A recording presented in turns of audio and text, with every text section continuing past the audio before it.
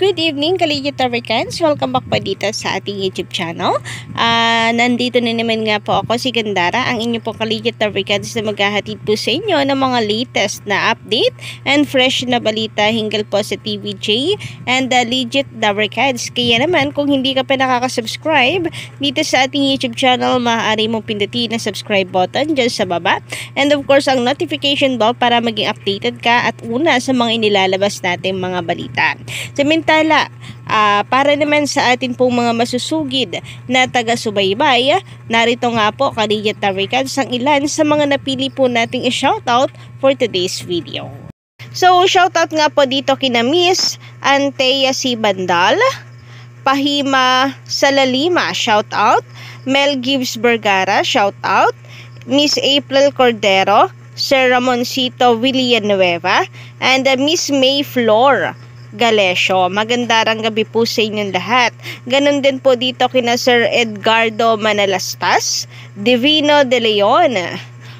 Shout out Sir Arnal Porillo, Roya Mogol, and Sir Joey Boy Stevens. Maraming salamat po sa inyong lahat sa pagtutok at pag-antabay sa atin pong mga daily updates. Basta may kinalaman po sa TVJ and Legit Americans, sagot na po natin yan. At para naman sa mga hindi po natin nabanggit or na-shoutout ngayong gabi, malay niyo po sa mga susunod pa po nating videos. Kaya stay tuned lamang po kayo Kaligit Americans. And eto nga isa po sa mga lap trip moment kanina ay eto, kung saan tawang-tawa na naman po si Maine Mendoza kay Kuya Wally.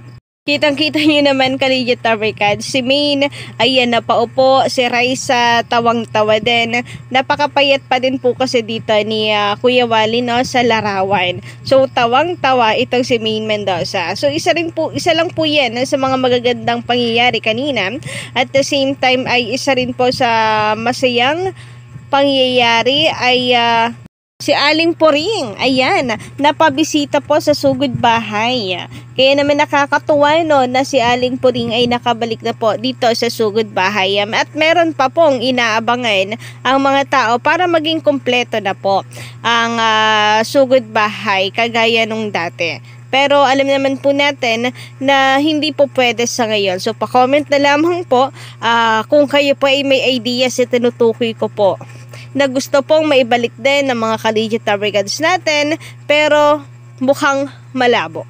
Sige nga guys, testingin po natin ang inyong mga matatalas na memorya. Ano kaya ito, mga dating sponsors ng TVJ sa sugod na bahay? Kahit ano pong mga sponsors guys, kahit hindi po yung malabong mangyari na makuha po at sumama sa TVJ. Yung mga dating napapanood natin na pinamimigay ng TVJ, tanda ko, meron talaga silang pasemento. Totoo po yan.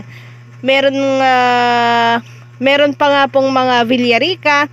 So, sana po, muli pong maibalik yung mga ganitong karami pong sponsors ng TVJ during sugod bahay. Mukhang magiging masaya at kompleto po ang ating tanghalian noon. Kayo po ba, may mga naaalala po ba kayo na dati pong sponsors, dati pong ipinamimigay ng Itbulaga ng TVJ, of course, sa sugod bahay winner? Pa-comment na lamang po sa baba.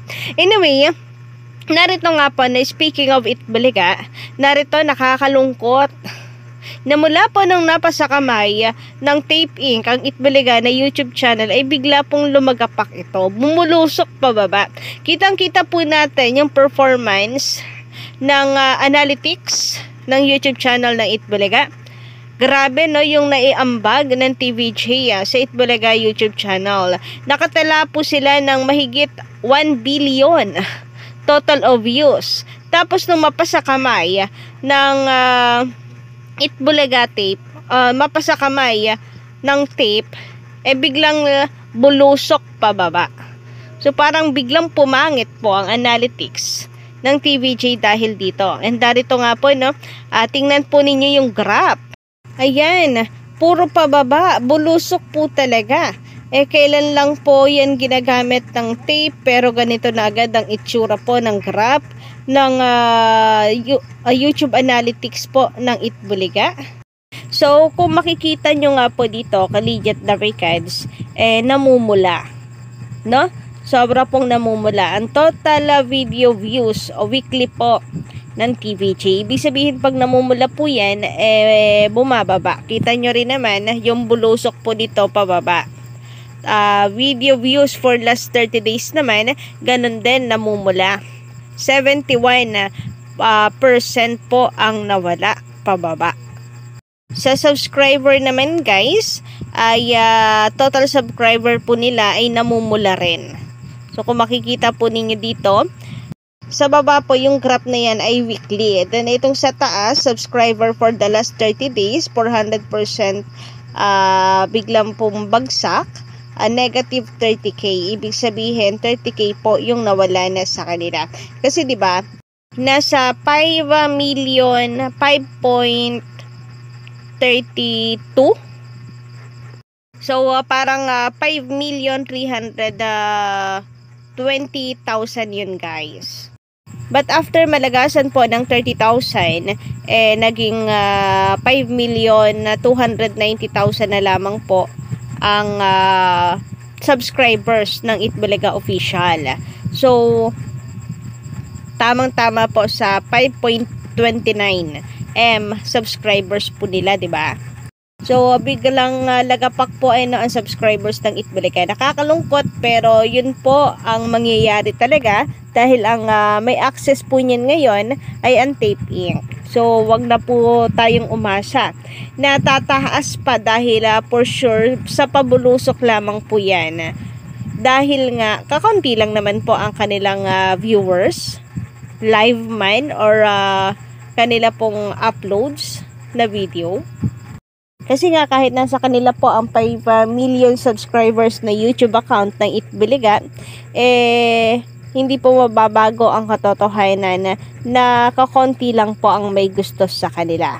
So yung mga subscribers na yon ay unti-unti lamang pong maglalayasan.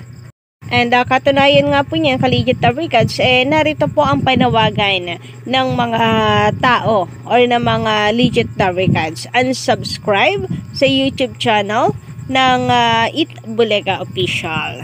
Dahil hindi naman di umino ang TVJ ang may gamit niyan ngayon.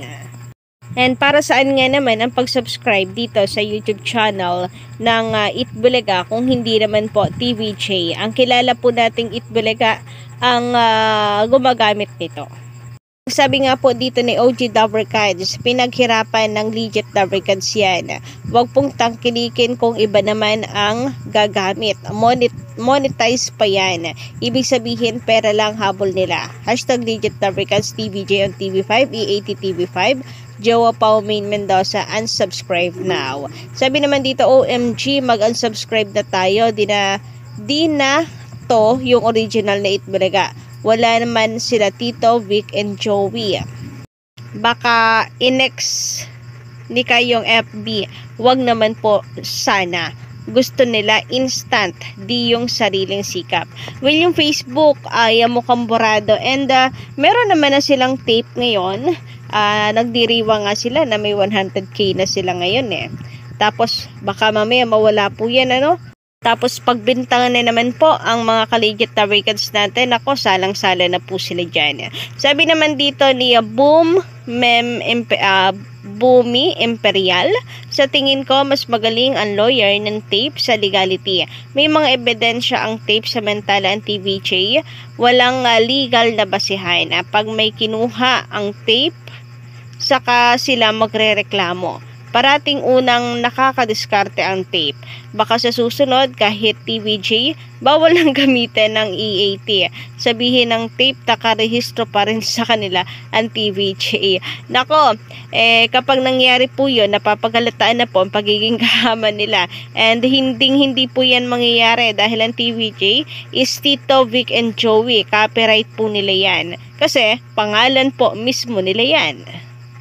And ang kahit po sino ay wala pong karapatan na angkinin ang pagkatao, bilhin ang pagkatao ng isang tao. Ultimo po, magulang o di kaya asawa, never po nila maangkin ang TVJ dahil personal po nilang buhay yan. Kaya imposible na baka po pati TVJ pagbawalan na rin. Imposible naman po yan, Bumi Imperial. Samantala, about naman po sa legalities, ebidensya, so yun nga po ang hirap bagay na hindi alam, na kumikilos sila ng hindi alam. Okay lang naman na may mga papel-papel sila, karapatan nila yan, pero sana ipinaalam din po muna nila sa TVJ. Since ang TVJ po nandyan since day 1. Si Joey De Leon ang nag-create ng titulong Itbulaga. So, dapat pinaalam daw. Tapos sasabihin nila naka-registered na yan sa IPO. Dapat noon pa lang nagreklamo. Hindi nga alam ng TVJ na nakarehistro pala ang Itbulaga. So, yung ganyang mga mindset na hindi po pinapaalam, kikilos po na patalikod, alam na this kung ano po ang mga hangarin. Kayo po ba, mga Collegiate Taricans, ano po inyong masisay hinggil po dito? Just comment on below and don't forget to click the subscribe button and notification bell for more updates.